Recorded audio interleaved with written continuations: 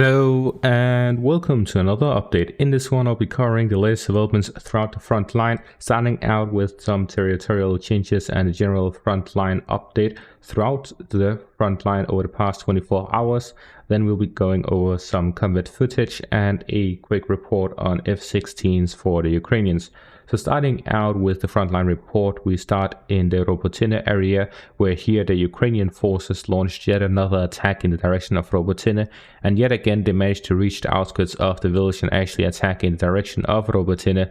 However, the Russian forces managed to actually push them back again, so they managed to push the Ukrainians out of Robotyne. However, this time around the Ukrainians managed to actually hold on to additional territory. They've managed to advance here to the east and to the north of Robotyne, gathering them this new territory. As for to the northeast of Robotyne and the Urozhaine area in the Vermelsky Lech area, the Ukrainian forces continued their attacks in the direction of the Urozhaine village here to the east of Soromayovsk, and they've managed to capture half of the village. They've managed to cross over the river line and establish positions here, and they've managed to capture the trenches to the north of the village. This means that they now have a proper foothold within the village and have managed to push the Russians to the southern outskirts of it. So now a part of it is in the gray zone and half of it is owned by the Ukrainians, and then a bit is owned by the Russians here to the south. And fighting continues over the area, both to the east of the village but also in the village itself, as the Ukrainians press on and continue their attempts at fully capturing the village, after which they'll be moving on to Savitne Bashania, after which they'll be moving on to Starominivka. And according to my own analysis, Starominivka is an important village, as it has the crossroad area between the eastern part here of the villages of Nordonesk, Kremenchuk and so on, as well as the northern one south of Staromayovsk, and to the western parts and the first line of defense itself here in the Vermelsky Lech area. So the Ukrainian forces are closing in bit by bit. After launching multiple assaults on Urozhaine, they are now very close to capturing the village. From the fighting in the Robotyne area, we get this video here, which showcases a Ukrainian Bradley covering for some Ukrainian soldiers leaving this trench/ditch, of which a Leopard tank has been stuck in, and it maneuvers around while it covers for the soldiers trying to get onto the Bradley.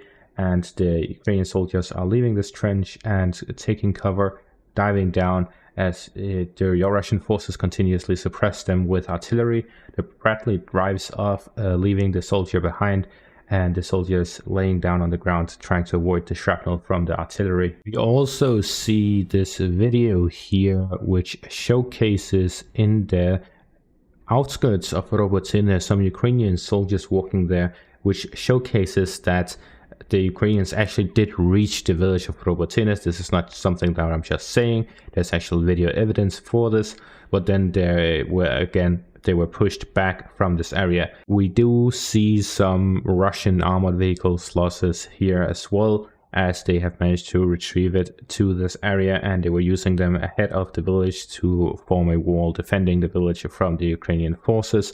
But then the Ukrainians broke through, destroyed these vehicles, but then they were again pushed out of the village. Then moving back to the Urozhaine area, we see here in this video Ukrainian Air Force launching missiles on the Russian positions within the village before the Ukrainians advanced.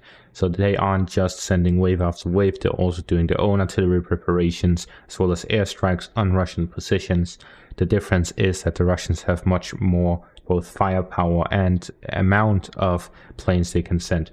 But when the Ukrainians focus their attacks in one place, it is enough for them to make these advances. Moving on to the Luhansk and Kharkiv area, we see here that the Russian forces made some minor advances over the past day. So fighting continues by Sinkivka. Although the Russians managed to push the Ukrainians out of the village, fighting continues in the village, as there's so much fire concentrated on the village that neither side can actually get a proper position within it. So the Ukrainians are on the southern outskirts and the Russians are on the northern outskirts, and there's heavy fighting by the village itself within it and outside of it on the flanks of it. We see the Russian forces managed to capture this part right here, this minor part to the northeast of Sinkivka, which could indicate that they are going to move from the eastern part southwards to try and push the Ukrainians from the southern parts of Sinkivka. Then we also see here to the east by Kotlyarivka, the Russians managed to actually get a foothold within the village.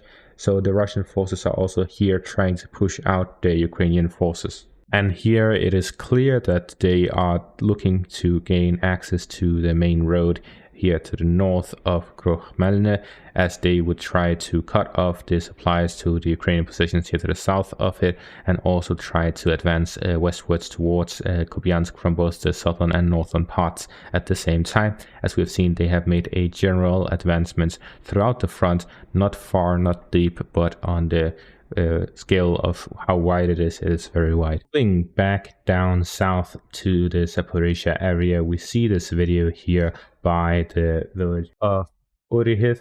We see the video showcasing Russian anti-tank gun missile launching a missile on a alleged Ukrainian Leopard tank. It is not very clear from the video that they're showing.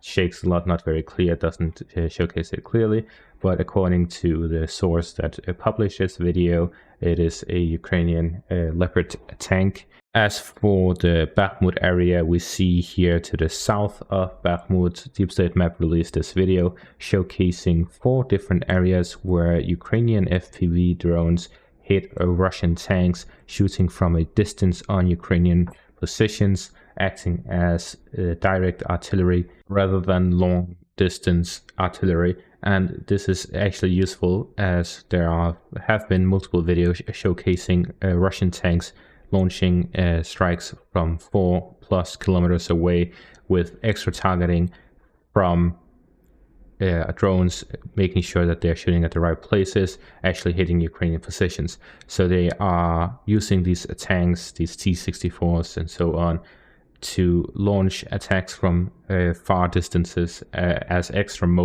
armored motor systems. Finally, we move on to this article by the Washington Post.